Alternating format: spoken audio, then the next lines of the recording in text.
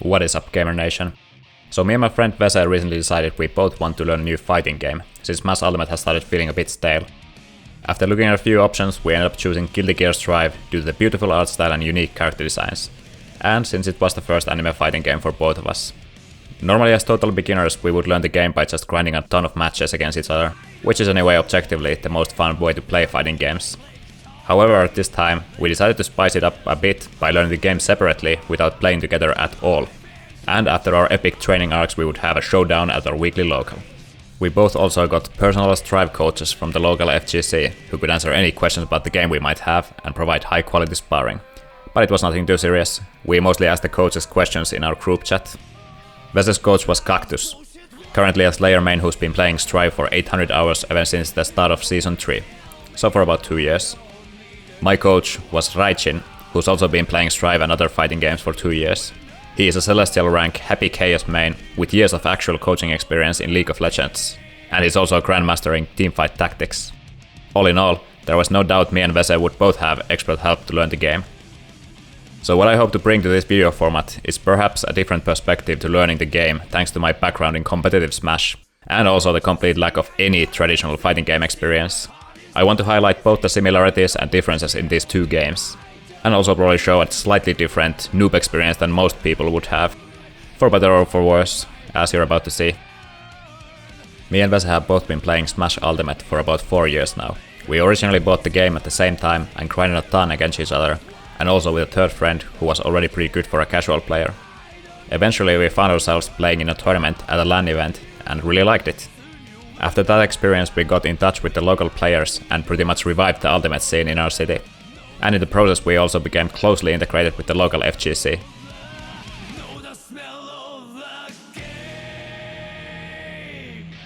Today we both have somewhere around 1,500 hours in Smash Ultimate, plus all the learning spent outside the game.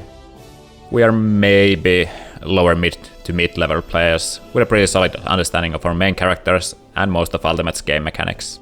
Speaking of mains, I play Rob, who is notoriously easy to pick up Swiss knife type of character, but who still has plenty of technical depth thanks to his unique gyro item. Vese's main is Fatal Fury's Terry Bogart, which is actually going to be very relevant in our story. The reason being that Terry is one of the only characters in Smash Ultimate, nicknamed Showdos, that actually use motion inputs. Due to this, Vese decided to play Strive with his modded Switch Pro controller and use the stick instead of the way more common choice of the D-pad. He said he'd played Tekken with a PS controller's D-pad since he was a kid, but that he also spent countless hours learning the motion inputs for Terry, and that should carry over for Strive too. As for me, I decided to buy a box-type controller since I always wanted to learn how to play using one. I ended up getting a leverless as opposed to a fight stick after testing both at our local, due to the ease of carry and all-around precise feeling. It was actually my coach Raichin's leverless Hot 42 T16, which I tested and really liked.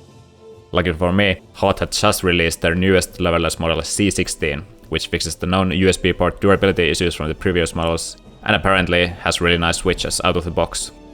Well, I've heard leverless has a bit of a learning curve, and changing to it from a gamepad will require a good amount of relearning. Thankfully I've learned absolutely nothing yet, so what could go wrong? We started playing on the day I got my leverless in the mail, and set our date for the showmatch, which was going to be in 11 days. Considering we were both also on our longer summer holidays from work, there would be ample time to grind the game during those 1.5 weeks. It was finally time to boot up Strive and start playing. I set the brand new leverless on my lap and felt absolutely lost. There were way more buttons available for my right hand than I have digits, so I needed to find a comfortable way to access as many buttons as possible. After a good amount of fiddling, I opted for a kind of angular positioning which makes use of the extra button for the right thumb, where I really wanted to set my dash macro. It turns out the default controller layout for Strive works really well for this style, because now I can access all 5 attack buttons easily, and also use the button combinations for Faultless Defense, Roman Cancel and Psych Burst very quickly. So, now I found myself in the character screen looking at the base roster of the game, and I needed to pick a main. My usual rational thinking would 100% have led me to picking Guy, due to his all-around pretty honest kit and reliance on fundies. However, this time I decided to just pick the character I thought looked coolest. And that character for me was Ramnatel Valentine, or Ram for short.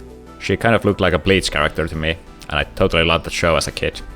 The 12-year-old me would not have hesitated 1 second with this choice, so neither did I. I tested Ram's moves a bit in the training mode and looked through the move list, which was not too bad.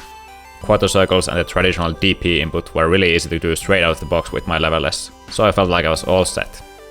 So, to get myself comfortable with the controller, I downloaded a beginner combo for RAM using the in-game combo recipe tab. Without knowing it at the time, this one combo was about to teach me a ton about RAM's attacks, and also some general mechanics of the game. But yeah, for a day one player with a new type of controller, this combo was not going to be a walk in the park, so I decided to start working on it piece by piece. The first part was simple. It was RAM's 3-hit Rekka, a series of special attacks done by doing the same quarter circle back punch up to 3 times in a row. After the third hit I needed to do a Roman cancel to continue the combo with a forward heavy slash into an HS Bayonetto into... what was the beginning of the combo again? I needed to use all my brain power to do the inputs and try to find the right, surprisingly fast pace to do everything, so there was no way I was going to have any room in my short-term memory for the entire string. Fortunately, it was right there on the screen, and each correct action would light up in a different color to let me know I was doing it right. First off, I was having clear troubles with the Roman cancel. I was constantly getting the purple RC, which happens when doing the input after an attack's hit stun was already over. Knowing I needed to be fast made me pretty much panic my inputs, which led to me actually cancelling the hit from the red RC. The next hurdle was the HS Bayonetto, meaning the horizontal sword toss. The sword actually explodes shortly after landing, and the explosion was going to be part of the combo somehow, so I needed to practice that point specifically. Practicing it was actually a bit annoying because I needed to get the sword back after the toss, and I just couldn't figure out how to do it. The move list I was looking at earlier clearly stated that I needed to either wait or go big to soda. But after a bit of troubleshooting, I found out that RAM has gotten a rework in Season 4 which makes it so there's no way to recover the swords without waiting. I kept working on the combo for a good while without hitting the entire sequence a single time, but I still had fun. Although, I was getting pretty exhausted with all the new information and learning of motor skills, so I decided to call it a day. I had faith that everything would click a lot better after getting some sleep, as that is when the brain processes and organizes new information. I started the second day studying like the freaking nerd I am. Dustloop was a godsend since the website included extensive information about both universal and character-specific mechanics, as well as a glossary for the more general fighting game terms, most of which I was not familiar with from playing Smash. I read a bit about Roman cancels and also found out that the accidental Roman cancel I had been doing was actually called a fast Roman cancel, and it has its own uses in combos, of course. Dustloop also uses the numpad notation for directional inputs, which actually felt relatively intuitive to me right away. I will be using them for the rest of this video as well. Finally, after jumping into the game again and doing some more combo training, I was happy to find out that I was actually able to do the entire sequence. It was not very consistent, of course, but it was still great progress compared to last night. After this, I started going through the game's mission mode to continue learning different mechanics and to get used to my controller more. I've heard people complain that the missions are super boring, and sure, some were extremely basic. Maybe it's my personality type, but I was still enjoying going through them and felt like I was actually learning something. But then, it was time to hit a brick wall. There was a mission which required comboing Sol's close slash into 2H, H meaning heavy slash, and into his overdrive Tyrant Rave, which required a half circle back plus forward input. I quickly realized that this input was not completely trivial to perform. It needed to be very fast to combo a 2H into, but still pretty precise for the game's input buffer to accept it. There is a very specific rhythm when inputting it on a level S, and I basically had to start it very slowly and start to work it up from there and feel the rhythm on my fingers. Learning the combo in mission mode was a bit slow, so I hopped into training and eventually started hitting it multiple times in a row at ease. After which I jumped back to mission mode to kick that mission's ass.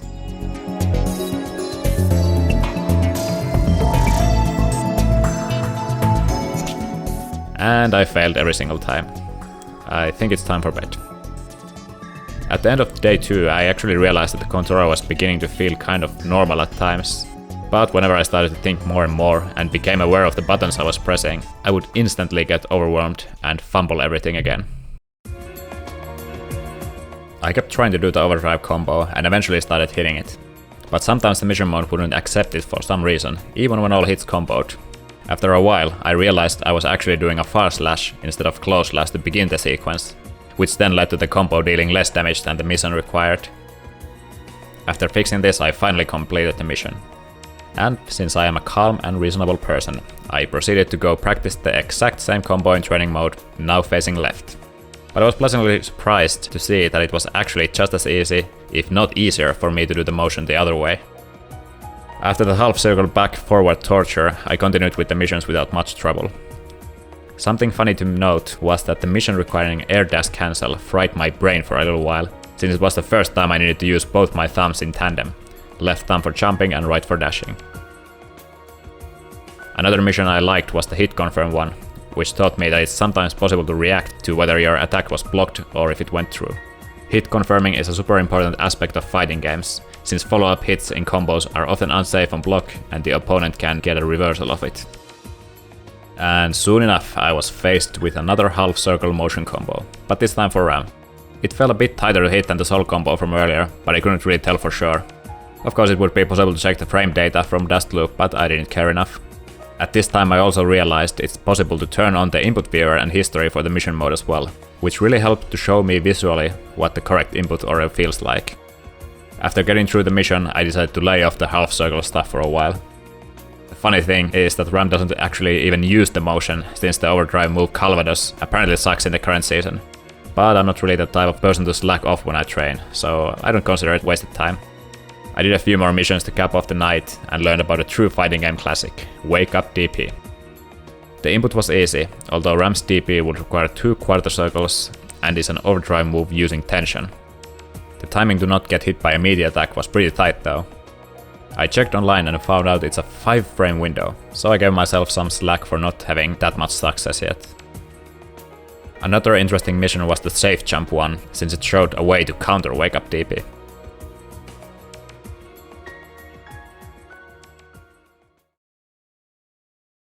Vese linked me a funny electric windcast fist parody video featuring Ram doing the first hit of the Rekka over and over again.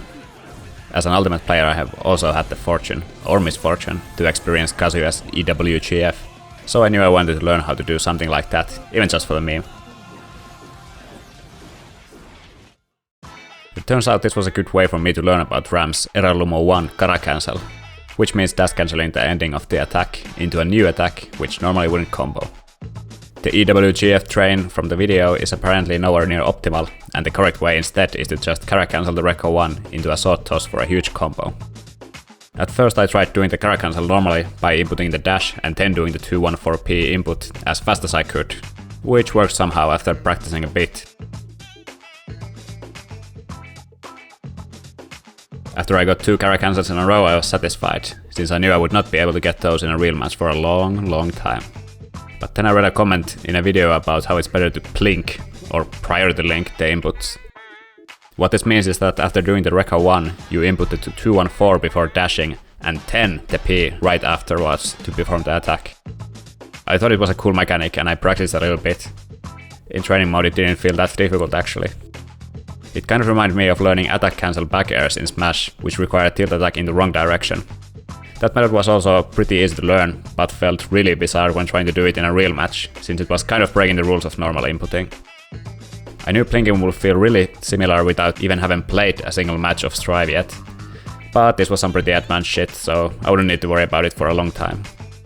Pretty much right after when I managed to hit the beginning of the optimal Kara cancel combo by using the sword toss followed by some dash-in hits, I got a very important proposition through my communication channels. This was something I simply couldn't miss, so this meant I was done for the day. I went on Dust Loop again to learn some basic combos and practice them a bit. I only found out now about the enhanced version of the Rekka, which can be done by delaying either the second or third hit to get a stronger, safer on shield hit. I also learned that it's nowadays possible to input Rekka 2 and 3 just by holding 4 and pressing P, which was nice. Looking through Dust Loop again, I saw a counter hit combo that I wanted to try out for a little bit. A counter hit happens when hitting an opponent while they are also performing an attack, or during its recovery frames. The strength of the attack causing the counter hit dictates the amount of slowdown and frame advantage, which means that Ram's 5H is a great option for it.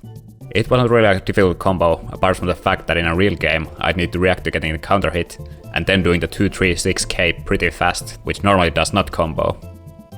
There was also a micro dash required if the initial 5H hit was at max range, and comboing the 5K into 10 214p felt super tight to me. Oh yeah, I didn't really mention this earlier, but I've gotten help at the random points of my learning from my coach Raijin, who also conveniently secondaries Ram. So, when I asked him about the 5k microdash 214p at the max range, he then also showed me an alternative combo route which makes use of 214D, meaning Wild Assault, which uses 50% burst. This combo was epic. Made use of the Caracantala I was practicing yesterday, and then a bunch of other stuff. I knew I was not going to hit the entire sequence, but did eventually land a children's version of it, at the very least.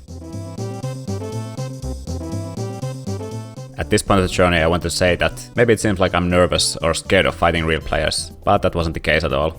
The thing is, I really wanted to get somewhat comfortable with my new controller, so I could at least get something out of my matches, even if I end up getting completely run over. If I had to spend most of my focus on hitting the buttons I want to hit, however wrong those buttons might end up being, I would really not be learning anything at all. For warm-up, I did some matchup tutorial missions. They were quite simple, but already showed some mix-ups and block strings that the various characters are capable of doing. I encountered the first cross-up moves as well, these being Slayer's Dandy Step and Leo's 236H, the Zweites Kaltes Gestöber.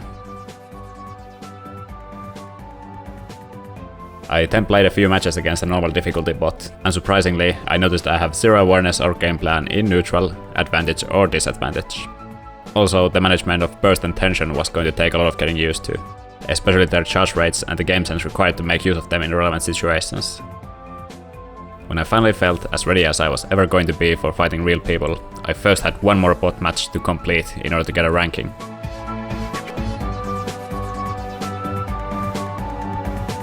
The game decided to put me in floor 6, out of basically 11. Okay. I then jumped into my first match in the 6th floor against the Leo, who completely decimated me. He kept crossing me up with the 236H, and there was no way in hell I was going to react to it in time, let alone throw him like the matchup tutorial had taught me. In neutral I was swinging with my tiny punch attacks and not confirming anything of them. This Leo also threw projectiles which I promptly either dashed into or jumped into. I also kept hitting his counter to get reversalled. In the second round he started throwing me, which I also managed to do once back to him. All in all, ownage. I dropped to the floor 5 straight away after this first game, but I wanted to learn more from this Leo. Seeing this footage again after playing the game more, I think I wasn't even doing all that bad. The worst offender was that my defense was non-existent. I didn't yet understand the concept of okiseme, or oki, where you time an attack on the opponent's get up after a knockdown to continue to pressure. The same concept doesn't really directly translate to smash due to teching, where you can choose to stay in place or roll backwards or forwards when getting knocked down. Of course, some situations in Smash, like teching in a corner on a platform, can lead to setups which are basically like oki. But in these first games, I would usually not block after getting knocked down, and this alone was enough to beat me up completely, using simple meaty attacks that hit on the first frame of vulnerability. I was also not used to blocking in general, since I had to consider both high and low block, and actually needed to continue blocking until the enemy was done with their string, and it was finally my time to do something. After the second match, the Leo left me for dead, and I continued my descent onto floor 5. My next match was up against Mr. Beast! He always started the round with the same punch move, which of course hit me every time. He had at least some combos to carry me into the corner and promptly own my ass.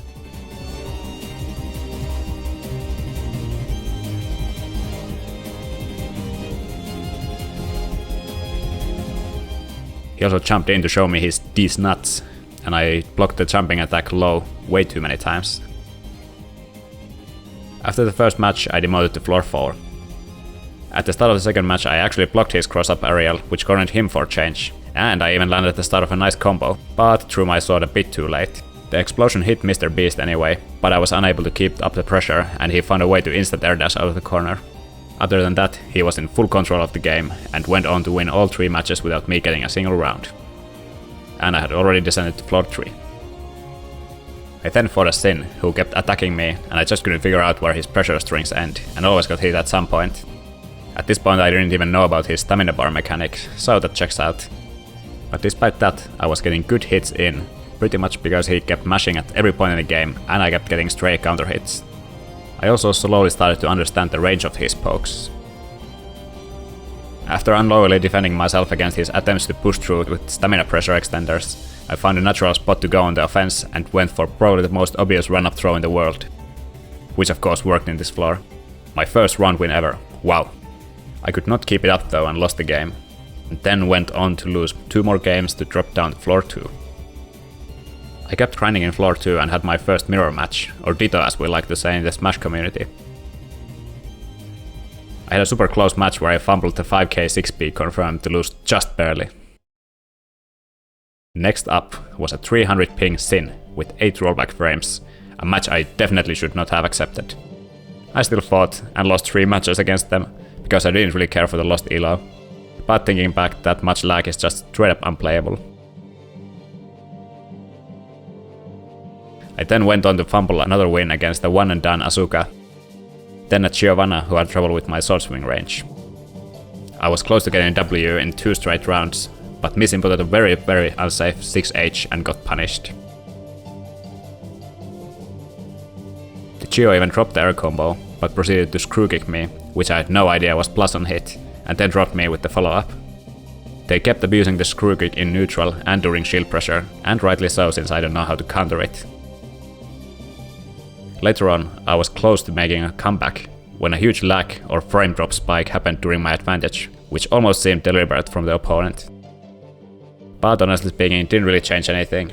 I had basically no O-key skills, and I always let my opponent get up and press a button, which they did to end the match.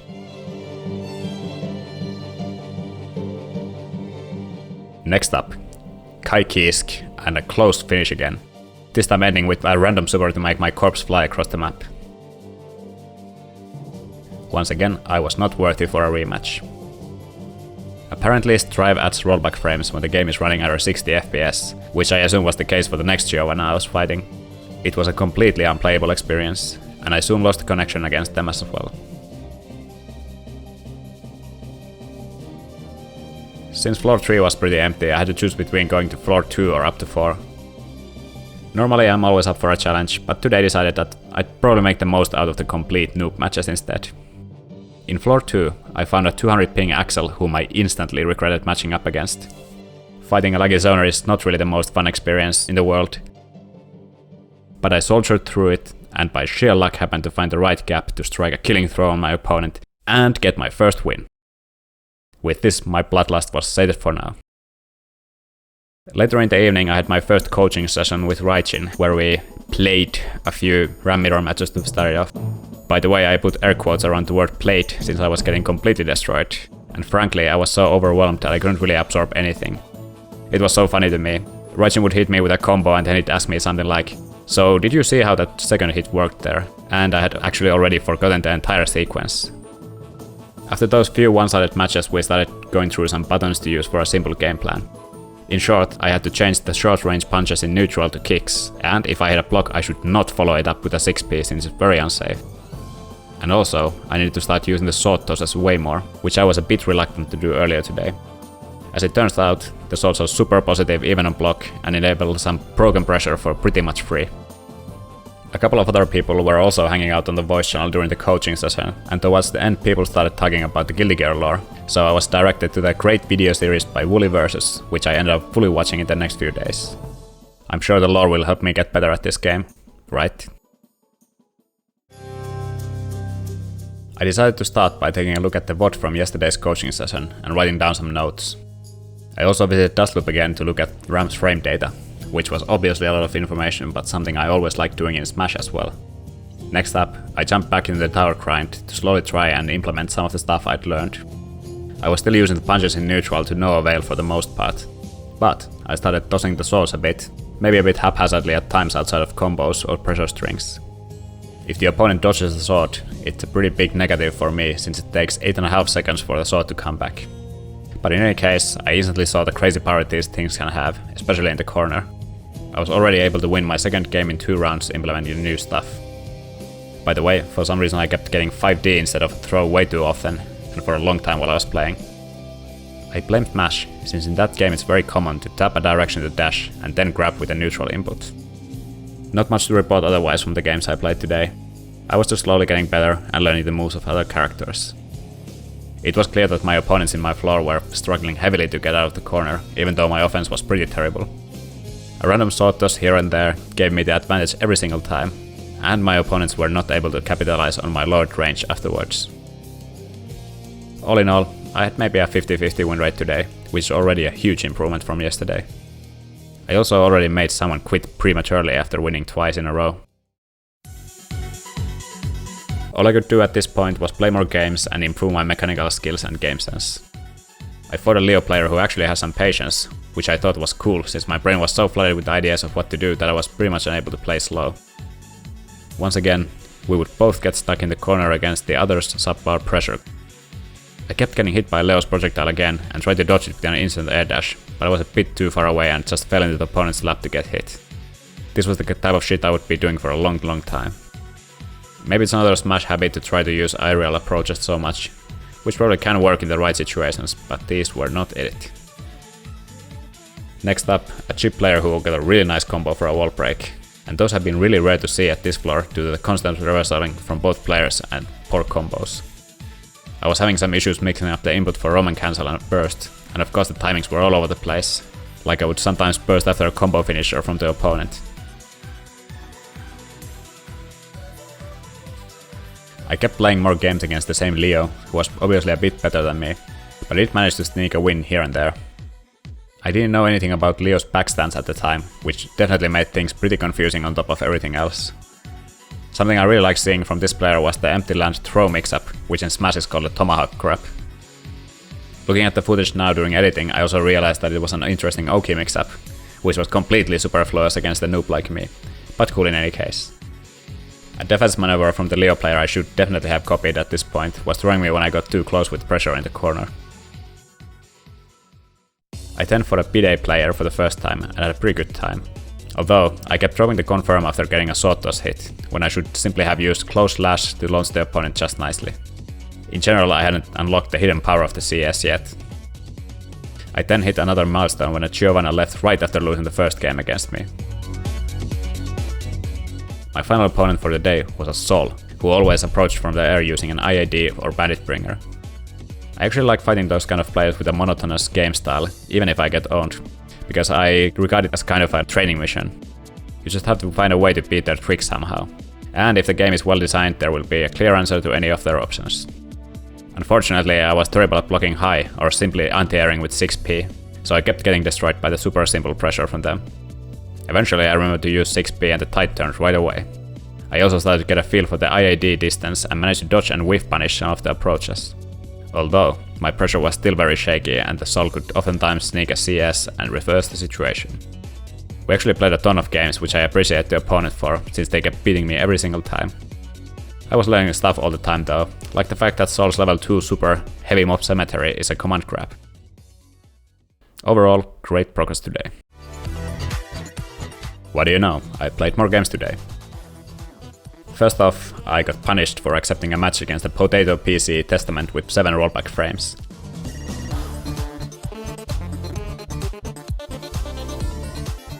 After that shit show, I fought a Happy Chaos, and I am very happy to report that I got my first successful burst bait. Other than that, I feel like my basic combos were starting to hit a bit more consistently, and at this level I was not really getting punished for a bunch of mix inputs. However, my hot streak was eventually ended when I faced a Slayer who absolutely melted my HP with the same combo that I just couldn't figure out. Afterwards, I checked that I should just have been punishing his pilebanger, which is performed by pressing P during his dandy step. Next up, Sol Bad Guy, whose Bandit Bringer kept catching me off guard. And I also got cheesed by the level 2 super with an invincible startup. We had a bunch of pretty decent games, but they left before I could catch on properly. I also fought my first Johnny, against whom I managed to go 1-1 despite not really understanding his kit at all. I had a corner pressure moment where I got the weirdest Rekka 1 anti-air hit, which I managed to follow up with a cross-up into a rare wall break. Unfortunately, I was disconnected in the third game, so no clear victor could be determined yet. I lapped a bit again, based on some notes I had written down from yesterday.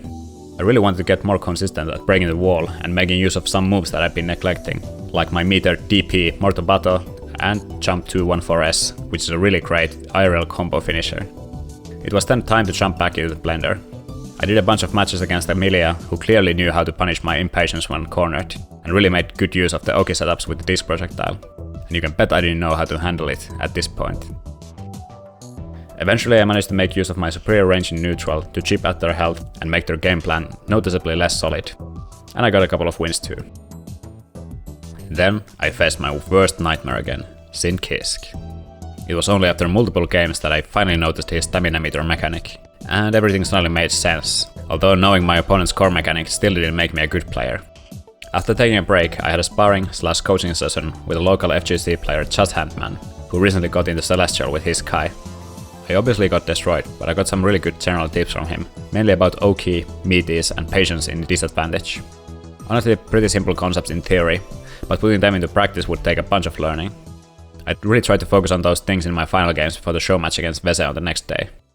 Perhaps unrelated to those topics, but something really cool happened anyway in one of these games. That's right, it's my first perfect. Look how quickly they grow up. And I did it against a player I was closely matched against too. And not only that, but watch this.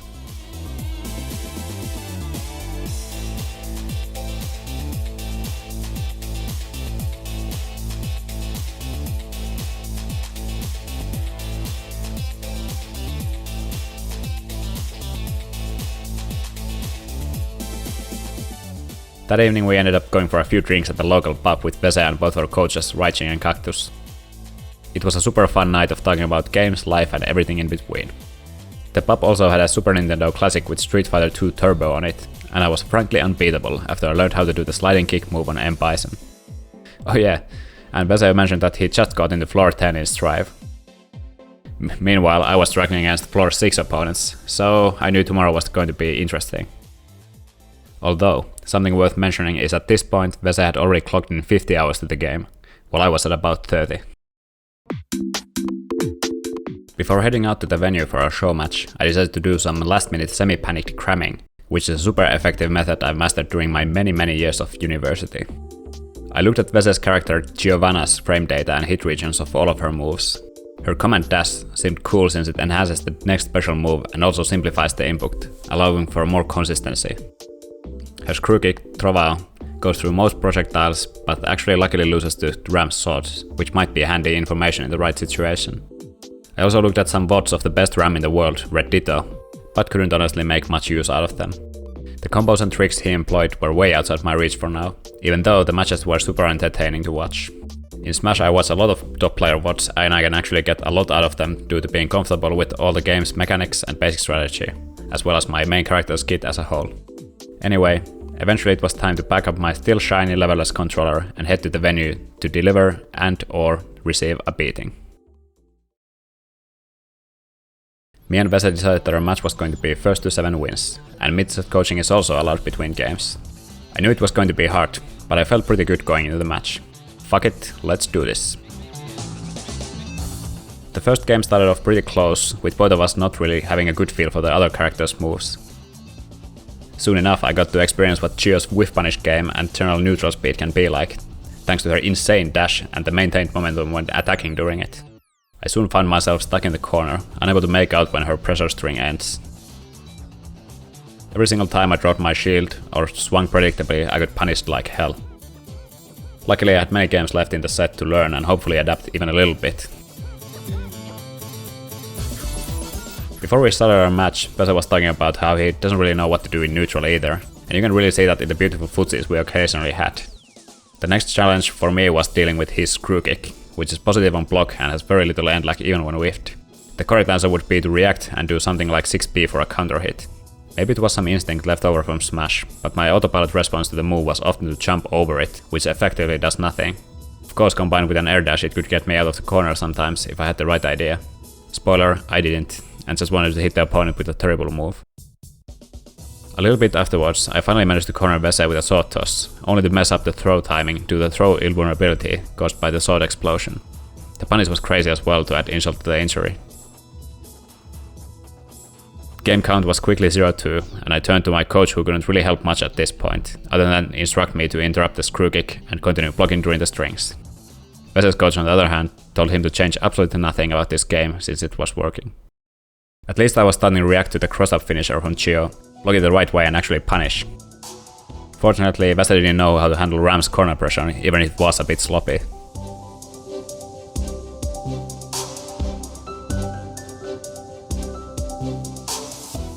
But me being the smart fella I am, I jumped over another screw kick and whiffed another throw, which was unfortunate at this point. In general, I was unable to make nearly as much use out of stray hits as Vese, partly due to the fact that I never learned how to use Roman cancel much. Vese on the other hand used it a lot and pretty freeform, which was definitely the way to go. I was not making use of meter and kept tunnel visioning on my combos without much further understanding of the individual hits properties. It was only after the showmatch that I actually started making use of close slash more, which is a total game changer since it's super fast and launches very favorably to allow great combos. Anyway, after losing the third game, I desperately needed to switch something up. I was still using my burst very loosely, oftentimes right away when I got hit. Vese actually told me mid-match that it's dumb, and I would often use it after his combo finisher, effectively doing fuck all. And not only that, but it was so predictable that he could block it too. Since I was cornered all the time, I tried to use faultless defense as well to push the opponent farther away, but that also made that the usual Chio combo finisher was made safe. Not that I was punishing it anyway, but still. I got pretty close now but messed up the spacing of my O key, leading to a whiffed far slash which luckily was unpunished. A nice instant air dash from Vese would probably have been my device had it not been for the whiffed combo, which allowed me to scramble my way into my first round win of the match. Using this momentum, I did my best to keep Vese in the corner at any cost, yeeting my swords at him and just pushing on. Eventually, he found a spot to instant air dash out of there, which is an option I was never looking out for, and I didn't really know how to properly punish it.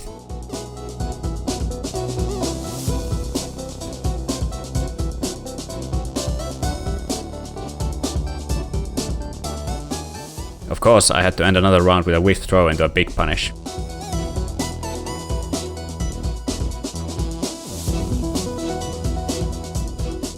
In the next round, I was the one getting cornered and shit hit the fan super fast.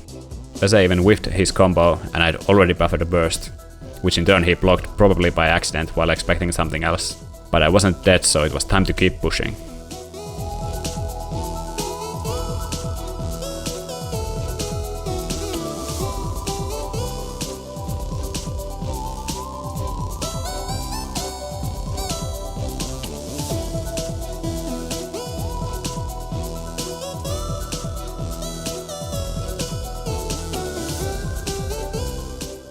Holy shit, I took a game from a floor 10 player. Even if that player was someone who's only played for a little over a week, just like me. But I think that's beside the point. Vese was actually visibly disappointed in himself for losing that game, which definitely showed up in the next game, where he decided to start playing super aggressively. I was frankly unable to keep up, and I started messing up some inputs as a result of losing focus.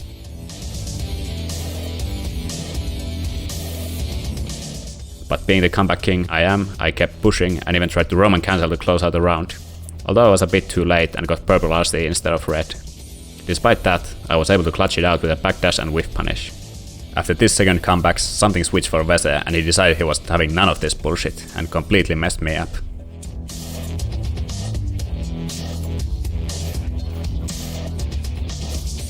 Then he proceeded to mess me up again.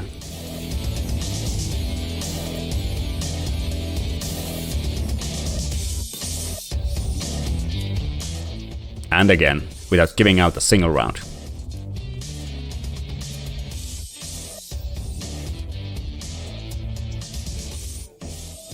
It was high time for me to make a comeback, as it was now match point for Vese. The problem was, I didn't really know exactly what I was doing wrong, other than picking the wrong timings for everything. The damage output and punishes from Vese were way too on point compared to anything I could do at this point. I tried my best to innovate on the fly, but I couldn't keep up mechanically.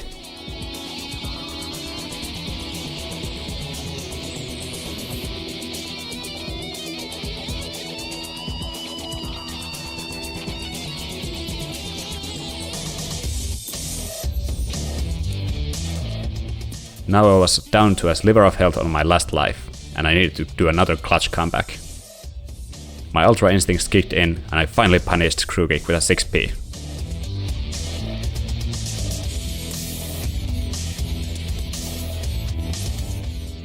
then I made a fatal mistake and tried to swing with a sword I just tossed and lost the round, game and match for it. GG's to Vese.